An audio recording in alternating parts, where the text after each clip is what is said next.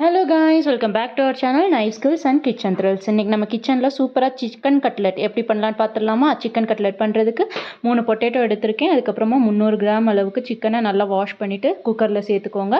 1 spoon garam masala தூள், 1 spoon மிளகாய் தூள் சேர்த்துட்டு சிக்கன் வேகிற அளவுக்கு தண்ணி சேர்த்துட்டு குக்கரை க்ளோஸ் பண்ணி ஒரு 7லேருந்து 8 விசில் வர்றது வரைக்கும் வச்சிடலாம். இப்போ விசில் வந்ததுக்கப்புறமா ப்ரெஷர் தானாக அடங்கினதுக்கப்புறமா ஓப்பன் பண்ணிவிட்டு சிக்கனை மட்டும் நம்ம தனியாக பிரித்து ஒரு பவுலில் எடுத்து வச்சிடலாம். இப்போ தனியாக எடுத்து வச்சுருக்க சிக்கனை நம்ம ஒரு சாப்பிங் போர்டில் வச்சு இந்த மாதிரி சின்ன சின்னதாக கட் பண்ணி எடுத்துக்கலாம். இப்போ நான் என்கிட்ட இருக்கிற எல்லா சிக்கனையும் இந்த மாதிரி கட் பண்ணி எடுத்துக்கிறேன். இந்த மாதிரி பொடி பொடியாக அரிஞ்சு வச்சுக்கோங்க. அதுக்கப்புறமா நம்ம வேக வச்சுருக்க உருளைக்கிழங்கு எடுத்து வச்சுட்டு ஒரு ஸ்மாஷர் வச்சு நல்லா ஸ்மாஷ் பண்ணி எடுத்துக்கலாம். நல்லா ஸ்மாஷ் பண்ணதுக்கப்புறமா நம்ம கட் பண்ணி வச்சுருக்க சிக்கனையும் இந்த பொட்டேட்டோவோட ஆட் பண்ணிவிட்டு 1 ஸ்பூன் அளவுக்கு காஷ்மீரி மிளகாய் தூள், 1 ஸ்பூன் அளவுக்கு பெப்பர் தூள், தேவையான அளவுக்கு உப்பு, ஜிஞ்சர் கார்லிக் பேஸ்ட்டு ஒரு 2 ஸ்பூன் சேர்த்துட்டு 1 ஸ்பூன் அளவுக்கு கரம் மசாலா தூள் சேர்த்துட்டு ஒரு 2 பெரிய வெங்காயத்தை நல்லா பொடி பொடியாக அரிஞ்சு சேர்த்து தேவையான அளவுக்கு பச்சை மிளகா, நான் 2 பச்சை மிளகா சேர்த்துருக்கேன், சேர்த்து நல்லா இதை மிக்ஸ் பண்ணி வச்சிடலாம். நம்ம சப்பாத்தி மாவு இப்போ செய்வோம்ல அந்த அளவுக்கு நம்ம மிக்ஸ் பண்ணி எடுத்துக்கணும்.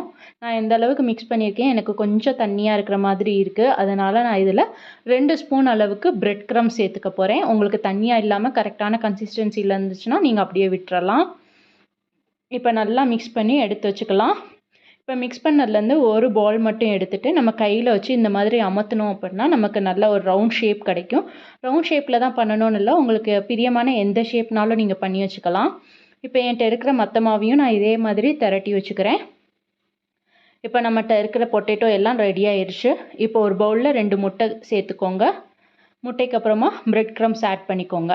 இப்போ நம்ம திரட்டி வச்சுருக்க பொட்டேட்டோவையும் சிக்கனையும் எடுத்து முட்டையில் போட்டு நல்லா டிப் பண்ணிவிட்டு முட்டையெல்லாம் டிப் பண்ணதுக்கப்புறமா பிரெட் க்ரம்ஸ் போட்டு நல்லா பரட்டி விட்டுக்கோங்க. பிரெட் க்ரம்ஸ் முன்னாடி பக்கமும் பின்னாடி பக்கமும் நல்லா பரட்டிக்கணும். எக்ஸஸாக இருக்கிற பிரெட் க்ரம்ஸை வந்து நீங்கள் தட்டி விட்டுக்கோங்க.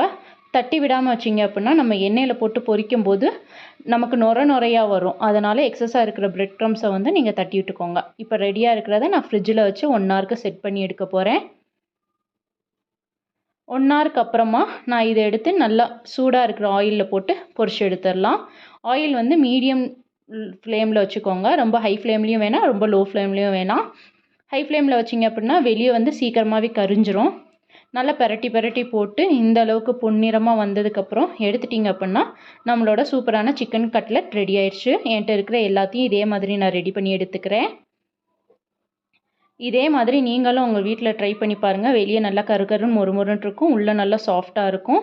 நீங்களும் ட்ரை பண்ணிவிட்டு எப்படி இருந்துச்சுன்னு சொல்லிவிட்டு கமெண்ட் செக்ஷனில் சொல்கிறதுக்கு மறந்துடாதீங்க. அப்புறம் உங்கள் ஃப்ரெண்ட்ஸ் அண்ட் ஃபேமிலிஸ்க்கு இந்த வீடியோ ஷேர் பண்ணி விட்டுட்டு நம்ம சேனலை சப்ஸ்கிரைப் பண்ணிவிட்டு கூடவே இருக்கிற பெல் ஐக்கானையும் கிளிக் பண்ணி ஆல் என்ற ஆப்ஷனை கொடுத்துக்கோங்க. தேங்க்ஸ் ஃபார் வாட்சிங்.